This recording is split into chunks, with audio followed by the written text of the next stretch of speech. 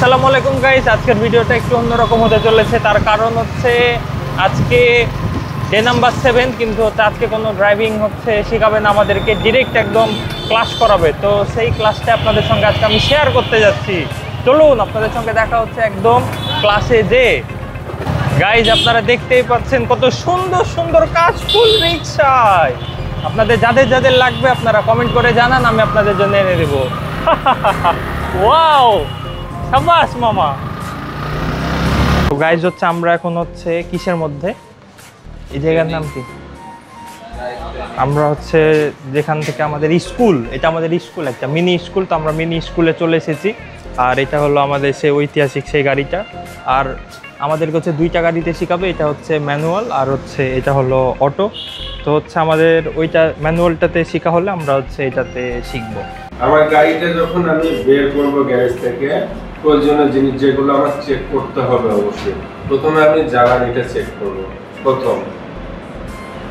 দ্বিতীয় নম্বর হলো আমার বৈধ ড্রাইভিং লাইসেন্স সাথে নিতে হবে, ঠিক আছে? গাড়ির কি থাকে? রেজিস্ট্রেশন নাম্বার থাকে, তাই না? রেজিস্ট্রেশন, তারপরে কি ট্যাক্স টোকেন, ফিটনেস, এগুলো আছে কিনা এগুলো অবশ্যই চেক করে নিতে হবে। Driving licence, tax token, fitness, আর কি গাড়ির স্মার্ট কার্ডটা আছে কিনা সাথে।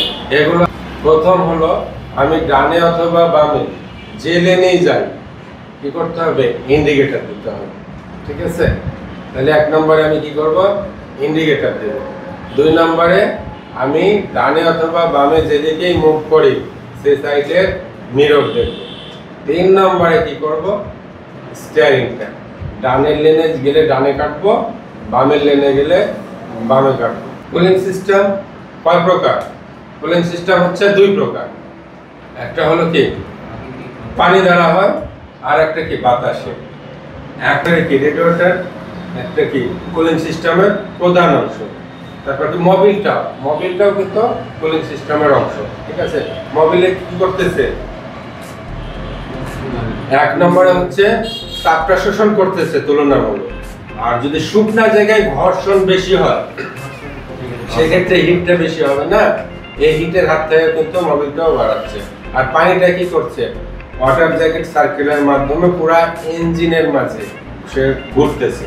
তো অপেক্ষাকৃত মানে ঠান্ডা পানিটা, রেডিয়েটরের যে পানিটা আছে, এই পানিটা কি রেডিয়েটর কি তামার তার, কতগুলো ফিন্স, এগুলো দিয়ে কিন্তু তৈরি। মোটামুটি অন্যান্য তারের চাইতে, আয়রন চাইতে কি তামা একটু কি তাপ তাড়াতাড়ি শোষণ করে, তাই না? এখন রেডিয়েটরের আপার অংশে কি কি থাকে, তাই না? রেডিয়েটরের আপার অংশে কি থাকতেছে? যে pressure cap, radiator pressure cap, আর কি এটা আপার হোস পাইপ, সাথে একটা এই যে স্পেয়ার ট্যাঙ্কি থেকে কি পানি যখন বেশি বাষ্প আকার ধারণ করতেছে তখন পানিটা কি করতেছে? হ্যাঁ, এইখান থেকে পানিটা নিচ্ছে, পানিটা শোষণ করে নিয়ে নিচ্ছে। ড্রেন তোমার নিচে তো নামতে হবে, ড্রেন মার তো নিচে। এর চাইতে 200 টাকা তুমি খরচ করলে তোমার এখানে ইয়ার মারাও ক্লিয়ার করে দিল ইঞ্জিনটা।